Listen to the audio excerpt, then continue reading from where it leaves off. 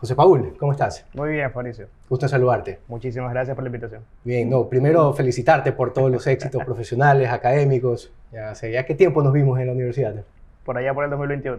Bien, entonces miren, a ver, tu trayectoria es corta en el sentido de que tienes una edad corta. ¿Qué edad tienes al día de hoy? 26 años. 26 años, pero tu bagaje académico es amplio, ¿no? Has tenido ya bastante experiencias académicas laborales que se han traducido en la posición que estás ahora. Para que tengan una idea, bueno, tú eres abogado, lógicamente, graduado en la Ecotec. En la Ecotec, sí. Año 2021. 2021. ¿De ahí tu maestría la hiciste? En la Universidad Internacional de La Rioja. Perfecto. ¿En qué materia? Maestría en Derecho Digital. En Derecho Digital. Perfecto. ¿Y actualmente dónde te desenvuelves profesionalmente? Soy subgerente legal de productos digitales financieros y fintech en Banco Guayaquil. Banco de Guayaquil. Muy bien, chévere. ¿Qué es esto del derecho digital? Si lo puedes comentar como si yo fuese un niño de 5 años. Mira, en resumidas cuentas, para mí el derecho digital es esta ciencia, si lo quieres ver, que regula las relaciones entre personas, pero no en un ambiente físico, sino en ambiente electrónico, digital, o ya hablamos del ciberespacio, si nos ponemos técnicos. Ya. ¿Qué vendría a ser el ciberespacio en palabras simples? Internet, todo lo que sucede en Internet. En el Internet, que es esta maravilla que nació por ahí mediados de los 80, si no Sí, me equivoco, ¿ya? claro. Y que al día de hoy, a ver, no podemos concebir nuestra vida sin el Internet. No, te quedas un día sin WhatsApp y todo el mundo se vuelve. Ya, y haciendo un símil, digamos, el derecho penal revisa lógicamente delitos, comisión de crímenes, persecución de parte del Estado en contra de los criminales. El derecho civil, las relaciones civiles entre las partes, aunque suene redundante, los contratos, los derechos patrimoniales sobre los bienes, sobre las cosas, ¿verdad? Es decir, plata, bienes, eso es lo que revisa el derecho civil. El derecho mercantil, los negocios, los comerciantes, ¿verdad? Es decir, la persona que vende, compra, el que exporta, el que importa. Si hacemos el derecho digital, ¿qué cosas de la vida diaria revisa esta rama del derecho? Mire, por ejemplo, todos tenemos algo que se llama identidad digital, porque todos de alguna u otra manera ya estamos con una identidad en el ciberespacio. Algunos con un nickname, otros con nuestros propios nombres, etc. Y generamos relaciones con otras personas. ¿Sí tuviste esa cuenta vergonzosa de Hotmail alguna vez? Claro, por supuesto. Esa de que soy el superchévere@hotmail.com. La mía era Goku 364. Tu pana José Paul era lo que... Tu pana José Paul. Bueno, yo creo que nunca tuve una así, pero quizá, pero ya no está. Entonces, esa identidad digital es la que revisa el derecho digital. Correcto. ¿Ya? Sí, porque si te das cuenta, esta identidad tiene algo, datos. Ya. Y a partir de que exponemos datos, ya se encuentra de alguna manera el derecho protegiéndonos de qué pasa con esa información. Ya, como lógicamente todo lo que, a ver, es que eso es una cosa que las personas deben conocer.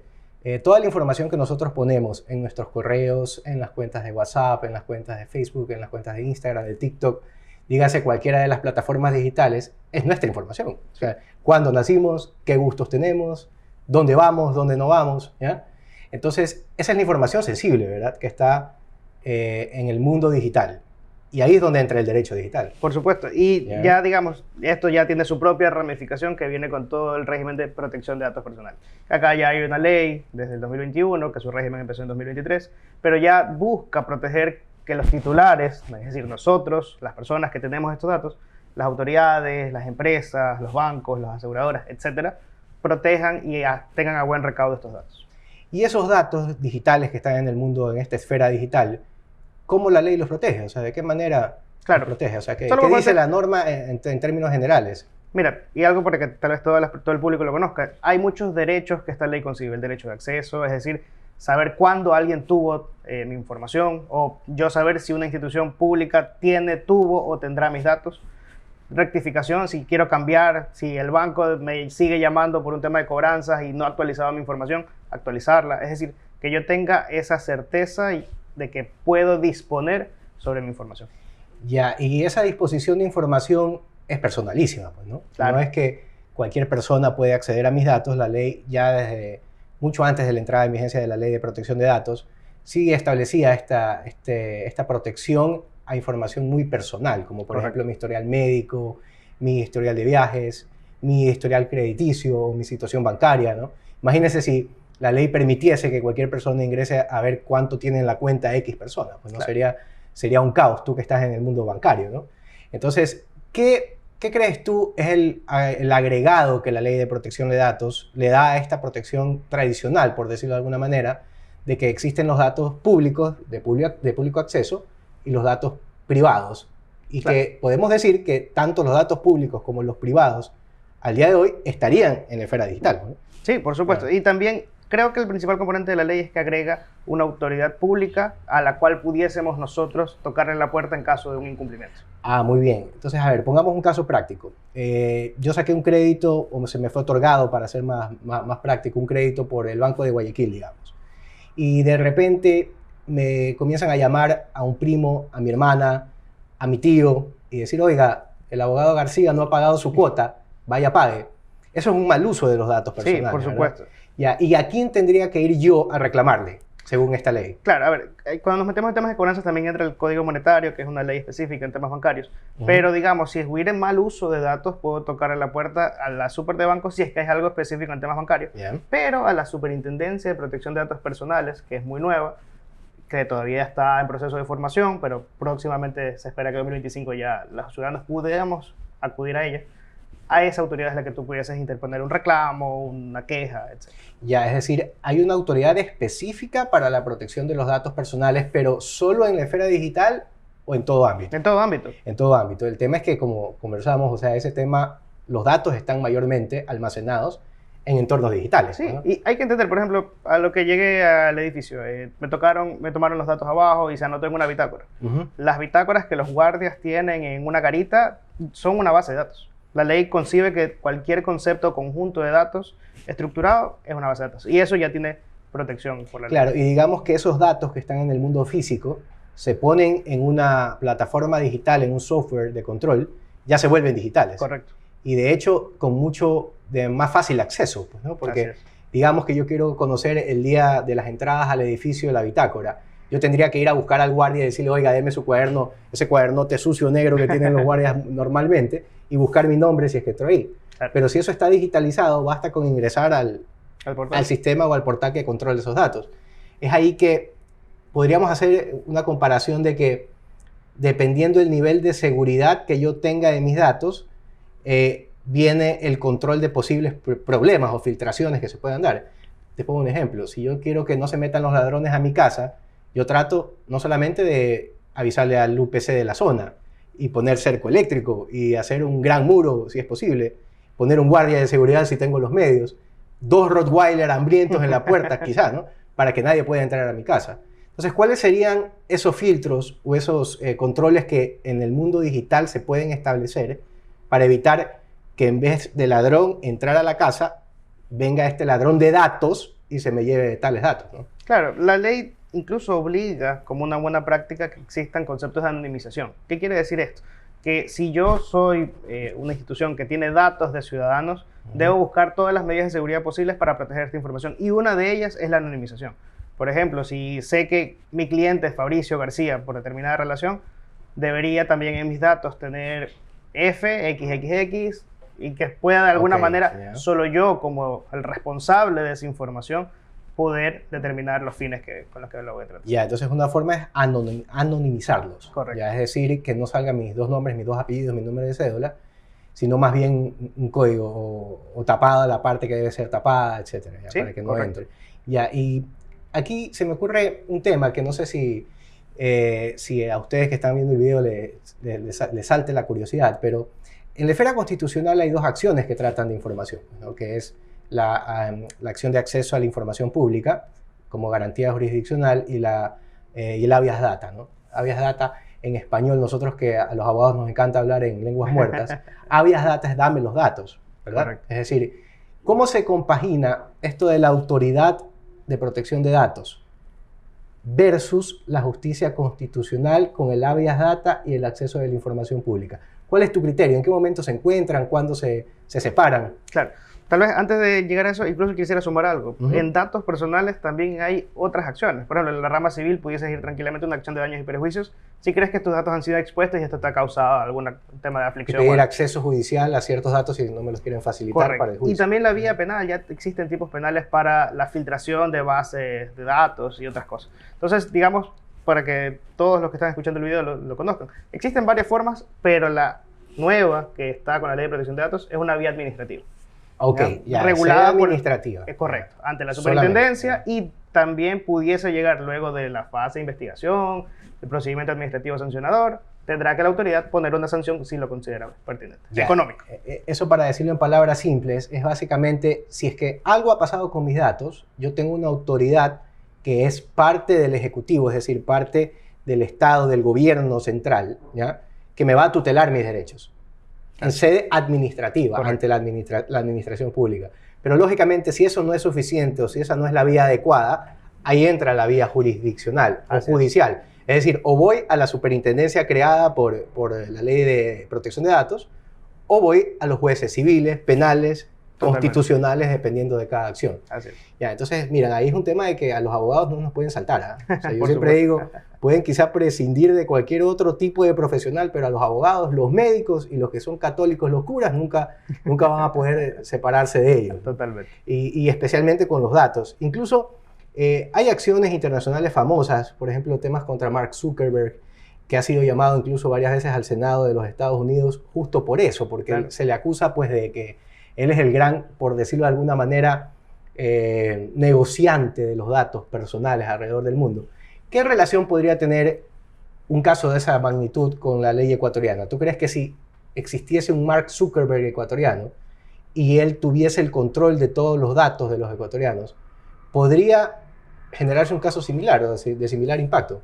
Sí, claro, porque, a ver, más allá de los ámbitos penales, civiles, como hemos conversado, creo que la autoridad, cuando ya esté totalmente operativa, debe hacer controles de oficio. Si considera que hay una evidente infracción de datos, y también la ley protege mucho el tema de la transferencia internacional de datos. Se dice que la ley, ¿Qué es eso específicamente? cuando básicamente una base de datos de ciudadanos ecuatorianos es transferida a una jurisdicción, es decir, a otro país, de manera internacional. Y esto Ya. pasa mucho en Internet, porque el Ya. Internet es una red mundial. Entonces, cuando tenemos la información local y alojada en servidores de Estados Unidos, por ejemplo, Ujú. ya hay una transferencia internacional. Entonces, la autoridad, de alguna manera, tiene que venir a regular eso. E incluso, la ley dice que la autoridad debe decir cuál es el listado de países con los Ya. cuales las personas, las empresas, pueden tratar datos sin que hayan mayores Sí, problemas. sí que hayan infracciones. Ya, ahora bien, cuando tú comentas el tema de que los datos están en servidores, esto funciona así, y corrígeme si me equivoco, ¿no? Los datos que se acumulan en todos los dispositivos electrónicos que están en el mundo encendidos, tu teléfono, el iPad, la computadora, van a una, por decirlo de esta manera, gran nube de datos que se conoce el Big Data, ¿verdad? Claro. Entonces, este Big Data, aunque sea difícil de creer, está en servidores físicos, ¿verdad? O sea, Sí. son servidores que están instalados en departamentos, en casas, en bodegas alrededor del mundo, y ahí están todos nuestros datos. Entonces, digamos que por ese motivo viene un grupo de datos del Ecuador, es transferido a los Estados Unidos, y en el Estados Unidos se está haciendo un mal uso de esos datos. La ley ecuatoriana, de alguna manera, tiene un brazo que se extiende hasta allá y pueda solucionar el problema, o tendría que coger el avión o cruzar el Darién a las personas que no pueden e ir a Estados Unidos. Mira, se supone que la ley tiene que hablar de esquemas integradores entre autoridades. Es decir, Ya. el superintendente local debe tener mucho contacto con el superintendente o la autoridad que maneje datos en otro país, ¿ya? Ya. Para que se establezca una vía de comunicación que permita la investigación sea fluida. Y obviamente, si hubiesen afectaciones de datos de personas ecuatorianas, ahí tuviese, digamos, alguna intervención la autoridad local. Ujú. Y viceversa. Yo creo que este tema de protección de datos es un mundo nuevo que ya en Europa tiene más de 10, 15 años. En Estados Unidos lo mismo. Acá recién estamos con la autoridad que va a empezar en funciones formalmente el próximo año. Ujú. Entonces creo que esto va a ser, digamos, algo que va a ir escalando en el tiempo, ¿no? Ya, y lógicamente no se va a poder escapar del tema, porque en el contexto internacional y mundial, en especial el derecho que tiene que evolucionar con este tipo de Correcto. tratativas, de problemas, no se puede quedar atrás. Ahora, sí es un paso, creo yo, importante que Ecuador tenga su propia ley. Sí, totalmente. Ahora, de lo que conozco, no es la primera ley tampoco que trata sobre datos que pueden estar en fuentes digitales. Entiendo que está la ley viejita, que es la ley de comercio electrónico, ¿ya? Que fue, digamos, no me acuerdo qué año exactamente salió, ahí se los voy a poner como dato en la pantalla, pero la ley de comercio electrónico fue la primera que dijo, mira, el mundo digital entra al mundo físico, ¿y cómo hacemos ese puente? ¿Ya? Y aquí viene una pregunta que quizá le está surgiendo a quien está viendo esta entrevista, este conversatorio. A ver, digamos que yo estoy chateando con un proveedor, con una persona que estoy haciendo negocios por WhatsApp, ¿verdad? hemos acordado precio, tiempos de entrega, me invento, soy ecuatoriano queriendo comprar tecnología en China, ¿ya? Y estoy hablando con el chino que tiene su representante acá en el Ecuador y estamos acordando el precio de los celulares, cuándo me los va a entregar, de qué manera me los va a entregar. Resulta que fue tan informal el negocio que todo se quedó por WhatsApp. Y ojo que esto puede pasar, es real. Sí pasa. Créeme que acá en la oficina hemos visto casos que hay negocios de cientos de miles de dólares, cosas pequeñas, cosas familiares, cosas de herencias, temas de testamentarios también, puestos por WhatsApp. O sea, alguna vez yo vi un mensaje de WhatsApp que decía, mira, estoy enfermo, si me muero, quiero que todos mis bienes vayan a tal persona. Entonces, vino una ciudadana y me dijo, abogado, este es el testamento. Y yo, chuzo, ¿no? En el Ecuador no funciona así porque el testamento es un acto solemne, tiene que seguir un protocolo jurídico específico para su validez, aparte que existen asignaciones forzosas de la ley, etc. Entonces, digamos que yo tengo un negocio estructurado en WhatsApp y esa parte me ha incumplido. ¿Cómo hago yo para coger esos mensajes de WhatsApp y llevarlos a un juicio, a un arbitraje, a una denuncia ante el superintendente de datos si es que cabe? ¿Cómo mezclamos, cómo traemos ese mundo digital al mundo físico al día de hoy, según la ley ecuatoriana? ¿Cuál sería tu punto de vista? Es un muy buen ejemplo. Yo creo que la ley de comercio electrónico, su nombre completo, que a nuestros legisladores les encanta poner nombres rimbombantes. Ajá. Ley de comercio electrónico, mensajes de datos y Firma, firmas el padre, madre y así. Entonces, mensajes de datos es esta parte importante. Porque los mensajes de datos básicamente, ¿qué son? Es cualquier información que la ley exija que sea escrita, tendrá igual validez que si está en un medio digital. Básicamente eso es un mensaje de datos, ¿no? Y mensaje de datos es cualquier comunicación que tengamos entre personas, a través de un correo electrónico, a través de mensajes de WhatsApp, etc. Entonces, si hay obligaciones pactadas entre dos partes y que la ley de el Código de Comercio establece la oferta y la aceptación, si existen estos componentes, pudiésemos estar hablando de una situación jurídica, de un contrato, formalmente. Pero ¿qué tengo que hacer procesalmente? Bueno, en este caso, no estamos en una sesión académica de derecho, más bien es una conversación para aportar información a la comunidad. Claro. Pero básicamente tengo que ir donde un notario. Sí, materializar. Y decirle, oiga, señor notario, mire, aquí están los mensajes de WhatsApp, pónganlos en papel. Básicamente así. Si no hacen eso, ojo, los que tienen juicios vigentes, si su abogado no es así de acucioso y presenta simplemente los capture impresos en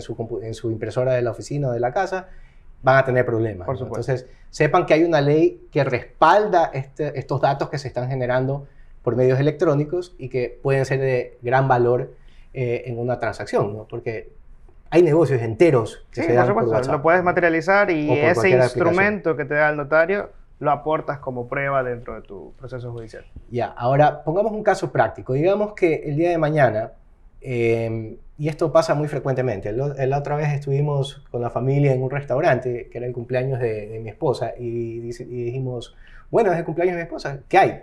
O sea, ¿qué hay gratis? ¿No? Una torta, un dulce, un happy birthday cantado al menos, ¿no? Por supuesto. Y, ok, déjame ver la cédula, ¿no? Entonces cogieron la cédula, foto de un lado, foto del otro lado, y la enviaron por un WhatsApp, ¿no? Entonces, un mensaje de WhatsApp. Y le digo, bueno, ¿y cómo así? ¿Por qué la foto y por qué lo está enviando? No, es que es para mi gerente, que tiene que ver que ese cake que estaba saliendo del inventario tiene el respaldo de que fue la cumpleañera de ese día. Entonces, eso, por ejemplo, es un mal manejo de los datos, ¿no? Porque ¿qué hace la cédula de ambos lados de una persona en el teléfono de un mesero de un restaurante que se lo manda al gerente de la... Sí, hay algo que ¿Qué podría hacer yo ahí? O sea, primero, lógicamente, que saltémonos el derecho de cierta manera, le reclamo y le digo, oye, borra la foto, pero por supuesto. Más allá de eso, nuestra ley me protege, ¿no? Sí, la ley dice algo que se llama el principio de minimización de datos personales, que en español es que las personas, por ejemplo, en este caso el restaurante, los comercios, deben usar los datos la cantidad mínima necesaria para ejecutar algo. En este caso práctico, tal vez solo era de que la persona valide que la información que está en la cédula es la fecha actual y te dé tu torta, pero no enviarlo injustificadamente a través de una red que pudiese filtrarse y generaría más problemas, ¿no? Ahí hay un claro ejemplo donde pudiésemos intervenir ante la superintendencia para pedir nuestro derecho o la vía judicial si es que ya fueron casos más grande y que tenga mayor impacto. Ahora, mira, siempre en el día a día, aunque no nos demos cuenta, estamos entregando nuestros datos, ¿ya? Te pasó al llegar acá al edificio, nos pasa, por ejemplo, cuando visitamos a nuestros amigos o familia en ciudadelas privadas, ¿no? Que nos dicen, oiga, pongan la cédula, ¿sí? Y nos toman una foto, ¿ya? ¿Cuál crees tú que debería ser el consejo para el ciudadano con sus datos? Porque tenemos que tener en cuenta que al vivir en sociedad tampoco podemos ocultarnos, ¿no? Claro. O sea, con el sobretexto de que mis datos son personales, no entregue nada y sea un fantasma, ¿no? Entonces, ¿cuál sería el consejo al ciudadano común en el día a día para proteger sus datos? ¿Qué deben hacer y qué no deben hacer? Lo primero creo que es, a ver, las empresas por ley tienen algo que se llama la obligación de informar. ¿Qué es esto? Que tengan un aviso de privacidad, una política de privacidad pública que las personas puedan leer. Que las personas se tomen el tiempo. Eso sí creo que es algo que como ciudadanos debemos entender, porque cuando vemos un documento de términos y condiciones, ¿qué hacemos? Ah, ya, dale, acepto. Físico o digital, ¿eh? Aceptar y listo. Aceptar y ya está. Pero no nos damos el tiempo de ver, porque en estos documentos, que son documentos electrónicos, mensajes de datos, están las condiciones particulares de por qué usan la información, para qué, cuándo, a quién se la dan. Todo eso a veces omitimos y por el apuro ponemos, dale, te acepto. Yeah. Pero esa creo que es una primera cosa, entender que nosotros tenemos ese poder, pero para conocerlo tenemos que leer. Bien, entonces ahí salió un legal hack, como le decimos acá en el canal. Primero, leer los términos y condiciones. Así nos tome un poco más de tiempo. O como decía Cantinflas, dígame licenciado, aunque se demore más, pero dígame licenciado. Un hack ahí, usa la inteligencia artificial. Claro, porque puede haber una cláusula abusiva que diga, usted autoriza usar en cualquier medio, de cualquier forma y de cualquier manera su información, ¿no? Correcto. Entonces, primer legal hack que sale de esta conversación. No deben aceptar o firmen los términos y condiciones sin leerlos, aunque tome un tiempo. Incluso si quieren saltarse, digamos, las cláusulas introductorias, vayan a la parte de los datos, ¿no? Por supuesto. A la cláusula que habla de datos. ¿Y a qué otro consejo le podríamos dar a la persona, como te digo, ciudadano común, que protege sus datos o que, a pesar de que tiene sus datos y los comparte, no sabe que los puede proteger? Yo creo que otro dato es también tomar mucha conciencia de lo que compartimos. Yeah, okay. Porque, por ejemplo, yo veo, ahora tal vez tenemos público de la sierra, se viene la época de regreso a clases. Y la típica es que los padres de familia, obviamente emocionados por ver a sus hijos crecer y ir a un nuevo año lectivo, foto con el uniforme, el logo del uniforme del colegio, el rostro del niño o niña, y aquí empezando un nuevo año. Eso, si un hacker llega, ve, tienes tu perfil público, que hay personas que lo tienen incluso, puedes tranquilamente con esa información hacer inteligencia social, saber dónde vives, tu niño dónde trabaja, dónde estudia, y etcétera, ¿no? Entonces creo que también hay que tomar como ciudadanos responsabilidad de lo que compartimos y de la información que normalmente damos a terceros. Bien, buen consejo. Y segundo legal hack, o sea, controlar qué información compartimos. Así es. Y la información, ojo, incluye las imágenes. Por supuesto. ¿No? Porque no piensen que toda la información siempre es texto, claro, o datos o números, ¿no? Imágenes, en una foto puede verse tranquilamente, como tú bien indicas, el colegio, la escuelita donde los niños van, o incluso el lugar donde la persona frecuenta, por ejemplo, donde va a tomarse un trago con los amigos, claro, donde va a almorzar los domingos con la familia, ¿no? Entonces, cuidar nuestros datos con celo, ¿no? Con celo para protegernos, ¿no? Y saber que las imágenes también son datos, claro, ¿ya? Ahora, más allá de otros consejos que pueden salir más adelante, hubo un caso hace poco, sin nombrar empresas ni nada de esto en abstracto, que te pedía la retina de los ojos, ¿no? Te escaneaban tu ojo y te daban dinero o te daban alguna promesa de dinero. Este tema del iris, ¿tiene alguna protección específica legalmente en nuestra legislación o no está amparado o no hay forma de proteger eso? Sí, se considera un dato biométrico, porque al final el objetivo... Como la huella digital. Correcto. Sí, el rostro, el iris es un dato biométrico de la persona porque es único. ¿No? No hay otro iris igual. Correcto. Entonces, ya que es un dato biométrico, la ley lo conceptualiza como un dato sensible.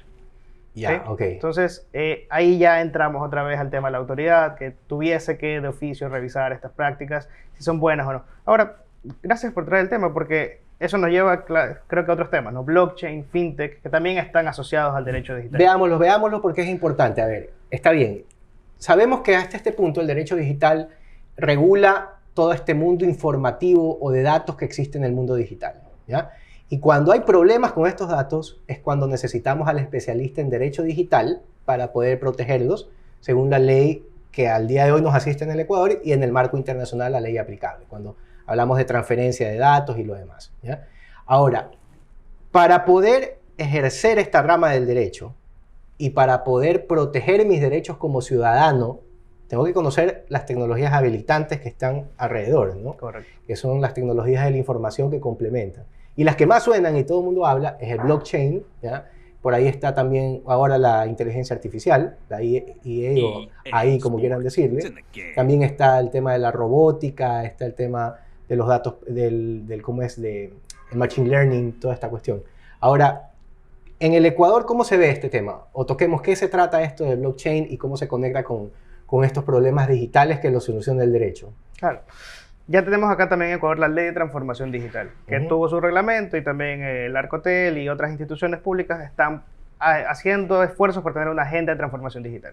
Más allá de la parte pública, creo que también los ciudadanos debemos entender que estas tecnologías ya están siendo usadas localmente para transformar industrias. Por ejemplo, blockchain, ¿qué es?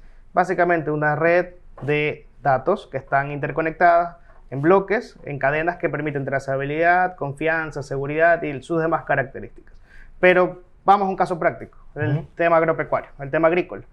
Si yo necesito saber como ciudadano desde dónde, o tal vez no necesito saber, pero es un valor agregado que me gustaría saber, desde dónde el lote fue que salió el plátano de verde de los chifles que me estoy comiendo, por qué proceso agrícola pasó, por qué buenas prácticas manufactureras también tuvo. Ya las empresas tienen cadenas de blockchain para llevar trazabilidad de esto. Eso por hacer uno. De ahí hay un tema de la tokenización. Ahí podemos hablar largo y tendido de tokenización de activos inmobiliarios. Que vamos a eso, pero paremos un poquito en el blockchain, porque esto es importante. Por supuesto. Hay un ejemplo, y ustedes pueden chequearlo cuando tengan algo de tiempo, que es el beef chain. No sé si escuchaste alguna vez. Que era esa trazabilidad de los cortes de carne que llegaban a la tienda mayorista, ¿verdad? Digamos al Supermax y al comisariato. Ya va a tener que pautar ya por la mención de esas empresas, pero finalmente era más o menos desde cuando está el ternerito en la granja hasta cuando llega el corte de carne específico, el ribeye, por ejemplo, a la tienda, ¿no? Entonces ahí se ve cuánto tiempo estuvo alimentada de tal forma la res, luego de eso cómo fue faenada, luego de eso cuál fue la cadena de frío que se siguió y finalmente cuál es la categoría en calidad que llega al estante, ¿no? Entonces, esto de blockchain, para explicarlo de otra manera, lo podríamos decir que es como una cadena que certifica datos, ¿ya? Pero que no es fácilmente manipulable, porque esos datos están multiplicados, es decir, no están en una fuente, sino están en todos los eslabones de la cadena. Claro. Eso es más o menos así. Sí, ¿no? Y se necesitaría la aprobación de todos para que se pueda poner. Es un dato que está bajo control de 300 verificaciones, por decirlo de esta manera. Es decir, que yo no puedo extraer un dato sin que los otros 299 se enteren. Correcto. Más o menos así, ¿ya? Entonces, en algún momento se discutía de que pueden haber, que son como es una especie de notarios digitales. O sea, es como un notario que da fe de transacciones, pero en el mundo digital, ¿ya? Ahora, esto es importante comunicarlo porque es muy probable, y de hecho quizá haya pasado, si ustedes tienen información nos avisan, pero que ya se trate temas de blockchain o de protección de datos en cadena de bloques en las cortes ecuatorianas. O sea, no sé si los jueces de la Florida, acá en Guayaquil, o los jueces de Quito, de cualquier parte del país, ya habrán tenido ese tipo de casos en que tienen que revisar temas blockchain. Así que, ya saben, ya les voy a poner el contacto aquí de José Paul para que cualquier cosita lo llamen, todas sus redes, para que se contacten con él. Eso es blockchain. Ahora, esto de la tokenización, ¿de qué se trata? Es activos digitales, básicamente, ¿no? Sí. ¿Cómo funciona? Representar un bien físico en un activo digital, ¿no? Ya, ok. Ya, entonces, estos son los criptoactivos. ¿O qué relación tiene con los criptoactivos? Porque esto de cripto ya sabemos que es una aplicación financiera del blockchain, más o menos así. Sí, correcto. O sea, es dinero en el mundo digital, ¿ya? Por ejemplo, estábamos viendo que crean estas imágenes artistas digitales, ¿no? Y esa imagen, como es un artista, digamos, el Picasso digital actual, cuesta $10 millones. ¿Qué es lo que recibe quien compra eso? El token, ¿verdad? El token, y que son los conocidos NFTs, ¿no? NFTs, claro, que son non-fungible tokens. Correcto. O sea, tokens no fungibles. Así es. ¿Ya? Entonces, para hablarlo en español, es básicamente como tener el título de propiedad, pero no de una casa, de un departamento, de una oficina, sino de una fracción. De una fracción de algo digital. Así es. ¿Ya? Pero que no lo necesito volver físico. Totalmente. Sino puede permanecer y vivir toda su existencia, por decirlo de esta manera, en el mundo digital. Y ahí está conectado el tema, porque para llevar la trazabilidad de esto, ¿qué necesitas? Blockchain. Claro, lógicamente, todo se complementa. Y digamos, vamos a poner este ejemplo en una acción civil. Digamos que yo compré un terreno, ¿verdad? Y ese terreno está invadido por personas que no son sus propietarios y yo los quiero sacar. Y yo planteo una acción de reivindicación. Para que ustedes tengan claro, la reivindicación es como decir, oye, pasa acá que es mío, ¿ya? O devuelve que eso no es tuyo. Claro. Es decir, algo que es mío, pero que alguien por X y Z motivos lo está usando. Se lo quito y regresa a mí. Esa es la reivindicación, es una acción civil. ¿Qué pasa si me quitan un activo digital? O sea, ¿qué pasa si un hacker se mete a mi departamento virtual del cual tengo token o llave? ¿Cómo lo recupero? ¿O te pongo ahí en hack? No, va a depender mucho también de la red donde estés trabajando. Porque, a ver, si estamos hablando que esto está en un ambiente de blockchain, primero vamos a tener que determinar, ¿es una red pública o es una red privada de blockchain?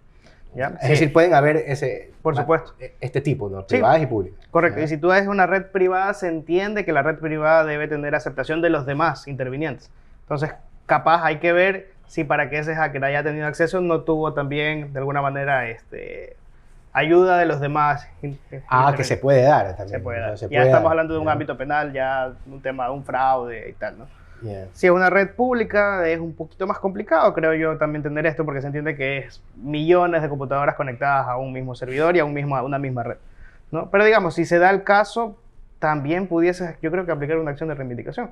Si es que tuvieses de alguna manera, porque esto hay que verlo de esta manera, es un activo. Exactamente, a eso vamos, porque cuando hablamos de activo, y bueno, los contadores nos corregirán, pero es básicamente un patrimonio que es apreciable en dinero. Correcto. Es decir, algo que cuesta, que vale, que puede ser vendido por una cantidad de dinero. Por ejemplo, no es un activo el amor que yo siento por mi familia. O sea, es un activo emocional, tal vez, si queremos ser creativos, ¿no? Pero el activo como tal es un bien físico o digital, en este caso, que cuesta dinero, que es apreciable en dinero, y por ende no existiría límite para que la ley civil proteja ese activo. Por supuesto. Por más que esté en el mundo digital. Correcto. Lógicamente que va a tener un grado de dificultad la acción mayor a una acción común. Pues no podemos hacer... ¿Cómo sería una inspección judicial de un activo digital?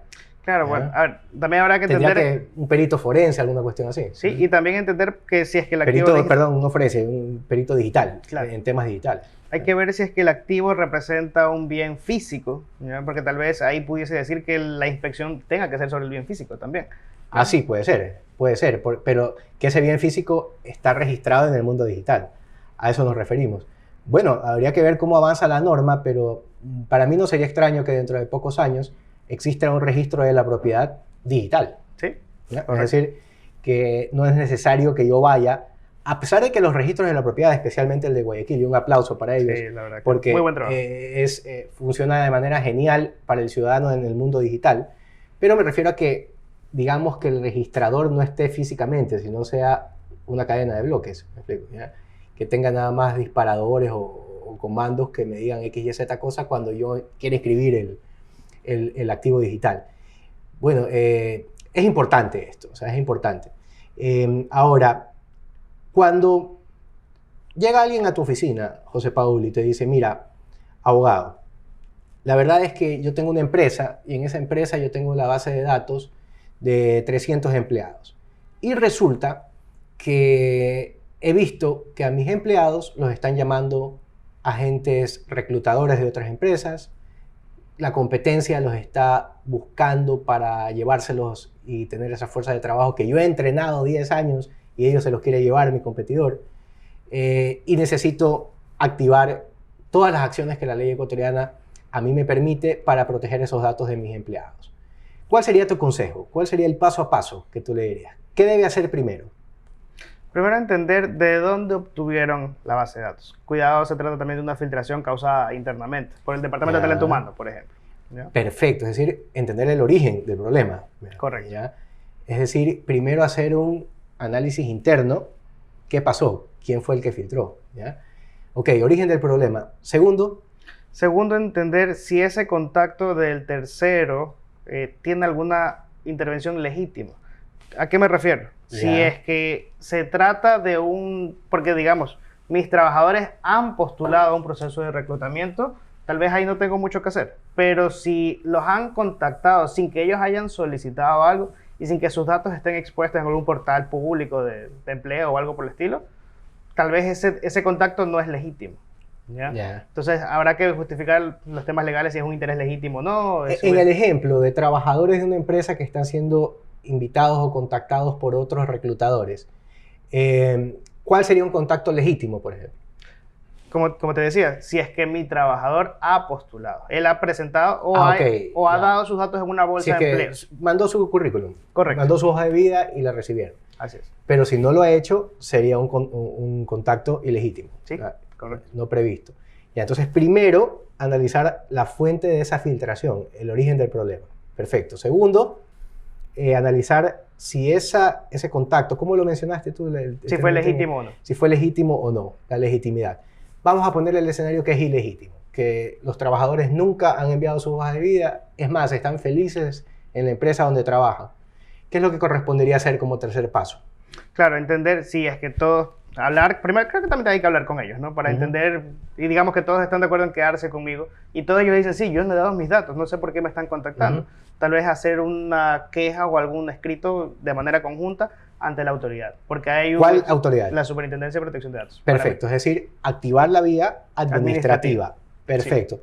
¿Por qué? Porque puede solucionarse ahí el tema. Sí. Porque quizá la empresa reclutadora no se dio cuenta o fue un tema no con mala fe, no con dolo, sino dolo con intenciones de generar perjuicios, sino en su conceptualización clásica. Ya los penalistas me dirán, el dolo es otra cosa actualmente, pero bueno. Y finalmente, bueno, decidir si vale la pena o no activar. Pero tenemos el paso administrativo, es decir, correcto, ahí en la sede administrativa puede solucionarse ese problema. ¿Qué pasa si la autoridad administrativa me dice, ¿sabes qué, flaco?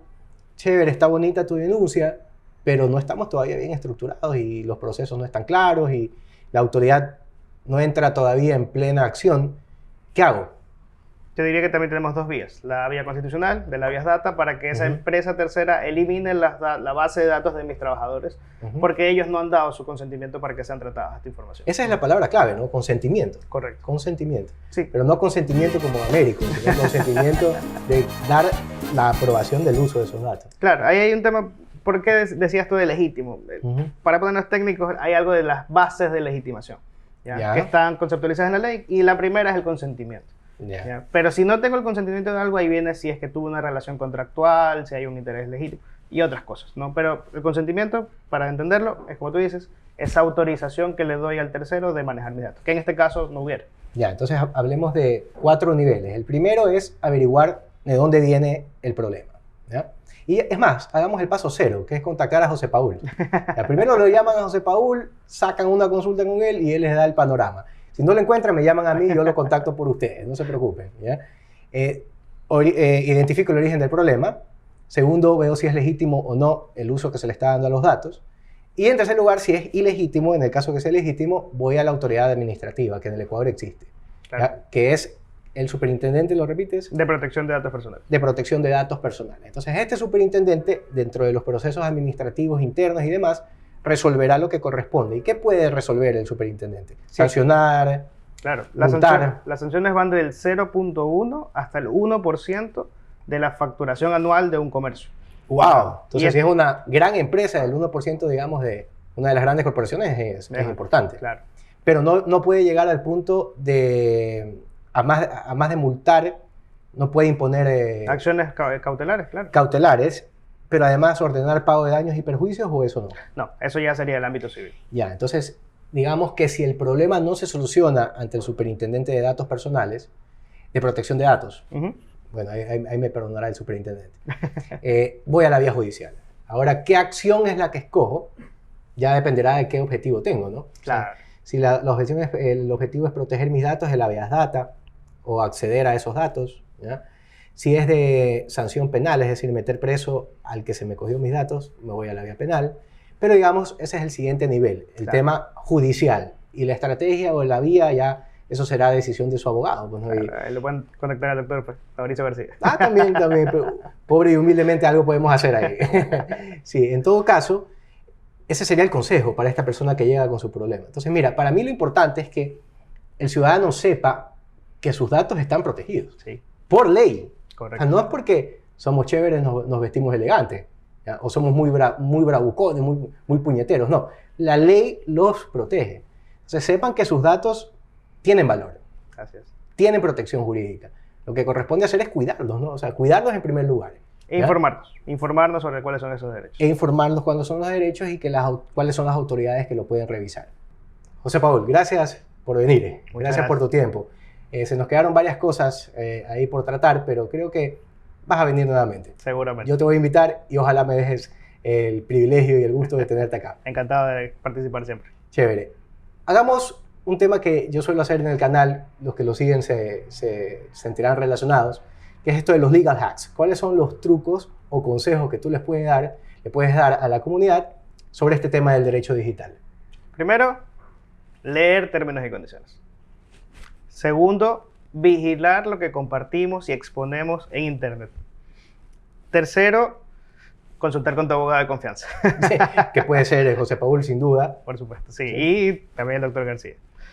Cuarto, entender que tenemos un concepto de identidad digital, ¿no? Yeah. Y por lo tanto proteger lo que es nuestro. Como protegemos nuestra identidad en el mundo físico, también merece esa protección en el digital. Correcto. Y quinto, también enterarnos de las nuevas legislaciones. O sea, tal vez no leernos toda la ley, pero sí un resumen que lo encontramos en canales de YouTube, en foros y en otros medios. Informarse. Muy bien, ahí tiene sus legal hacks. De parte de José Paul Mendoza, nuestro ilustre invitado. Ahora te voy a someter a algo que hemos denominado aquí en Legal Light, que se llama el interrogatorio. Vamos adelante. ¿Ya? O viene a ser contrainterrogatorio o contrainterrogatorio, no sabemos bien, pero bueno, aquí va. José Paul, audiencias, ¿presenciales o telemáticas? Telemáticas. ¿Prescripción o caducidad? Prescripción. ¿Señor juez o su señoría? Señor juez. Señor juez, para cobrar una deuda, ¿demanda o denuncia? Demanda. ¿McCartney o Lennon? McCartney. ¿Emelec o Barcelona? Barcelona. No, pues tenía que caerse en algo este caballero. ¿Whisky o cerveza? Whisky. Bien. ¿Tarjeta de crédito o débito? ¿Qué aconsejas? Tarjeta de crédito. ¿Por qué? En cápsula. En cápsula te permite acumular puntos si tienes un plan de recompensa. Bien, ganas algo de tus consumos. ¿Civil o penal? Civil. ¿Terno o guayabera? Terno. Ya creo que sabemos la respuesta. ¿eh? ¿Pago por adelantado o contra resultado? Pago por adelantado. ¿Abogado o doctor? ¿Cómo Abogado. te gusta que te llamen? Abogado. ¿Rock o reggaetón? Rock. Bien, ¿vienes o no vienes la próxima? Por supuesto que vengo. Gracias por Mauricio, estar. cuídate. Chao. Muchas gracias. Cuídate.